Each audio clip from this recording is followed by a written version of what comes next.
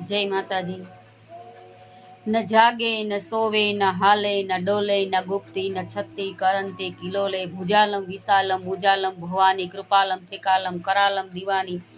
उदानम अपानम अच्छेही न छेही न माता न ताता न भ्राता सनेही विद्या न देहा न रूपा न रेखी न माया न काया न छाया विशेखी